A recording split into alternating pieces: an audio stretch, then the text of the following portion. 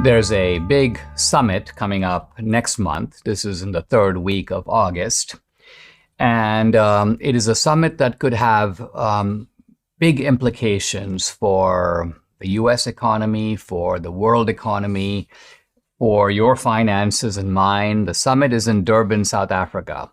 And it's a summit of the so-called Brics group, now sometimes called the Brics Plus group. And I'll explain why the plus sign was added. It's almost like LGBTQ plus. In this case, we have Brics Plus, but I'll tell you why. So why is this important? And it's something that has gotten, well, some attention and maybe a little bit more in the economic or financial press, but not enough in the mainstream press and not enough in the conservative media. We're looking at the possibility, I think the probability of the rollout of a major new currency.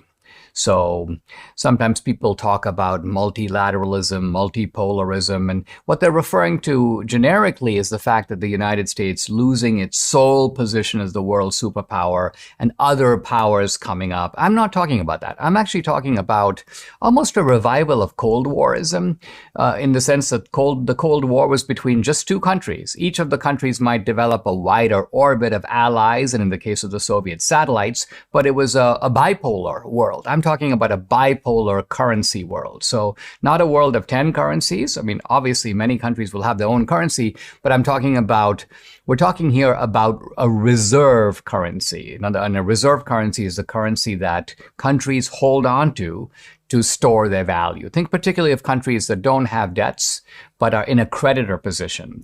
Money is owed to them. They have a ton of money that's their money, but how are they going to hold it? Typically, they're going to hold it in the form of a reserve currency that allows them to use that currency to buy anywhere in the world because it's a widely accepted currency. And what we're talking about is the dollar has been the world's reserve currency now for really 70 years or so.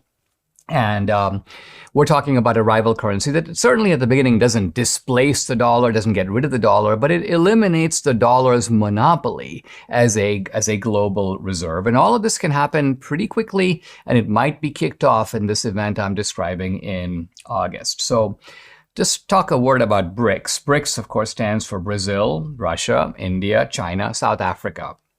Now, describing in August. So just talk a word about BRICS. BRICS, of course, stands for Brazil, Russia, India, China, South Africa. Now, there are a bunch of other countries that want to join BRICS. In fact, there are 8 that have applied for membership officially, 17 others that have said that they might want to join. And so we're talking about countries all over the globe. Zimbabwe, Uruguay, Turkey, Tunisia, Senegal, Nigeria, Pakistan, Nicaragua, Mexico, Bangladesh, Afghanistan. So these may seem like, well, we're talking about some second-rate countries, but no, let's look at the power of BRICS in an objective way. First of all, Saudi Arabia and Russia. So we've got two of the 3 largest energy producers in the world, the US being the third. If Russia, China, Brazil, and India are all members, you've got 4 of the 7 largest countries measured by landmass, just physically the largest. And China, India, Brazil, and Russia are 4 of the 9 highest population countries. So they represent collectively 40% of the world's population. I'm telling you all this to give you a sense that BRICS is not some kind of small pocket. We're talking about a coalition of countries that forms a significant part of the world's physical landmass and its population and its financial power and its also political and military power. China, India, Brazil, Russia, and Saudi Arabia have a combined GDP of $29 trillion.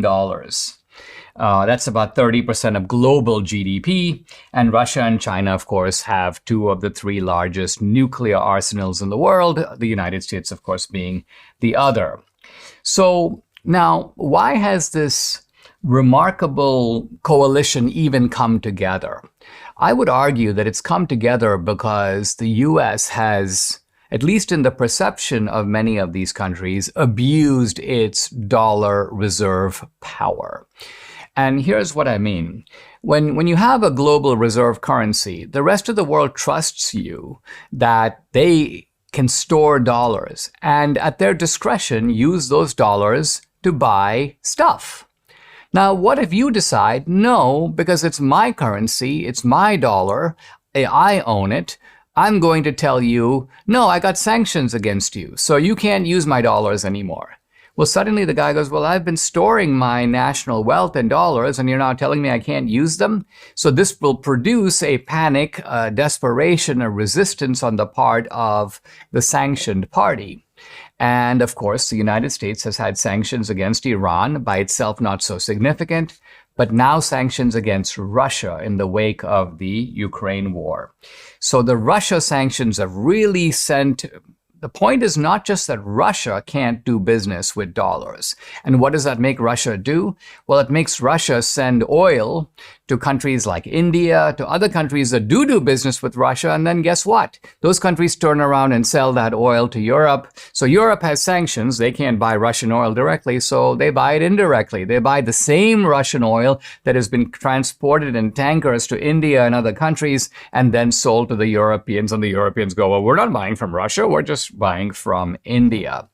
But the important point I want to stress, and I'll pick this up in the next segment, is that not only does the country that is sanctioned feel a sense of uneasiness, a sense of vulnerability, is going to look for alternatives to the dollar, but lots of other countries say to themselves, hey, listen, we could be next. If the United States decides that, guess what, we won't fly a transgender flag, we won't have gay marriage, we won't get rid of our laws against homosexuality, suddenly the U.S. is going to go, you can't use our dollars. And so these countries go, this is unacceptable. You don't get to dictate the mores of the world because we all have your currency. And so interestingly, a lot of these countries think it is safer to do business with China and Russia than to rely on a currency that has been a sort of a steadfast source of reserve for many decades now, which is the US dollar.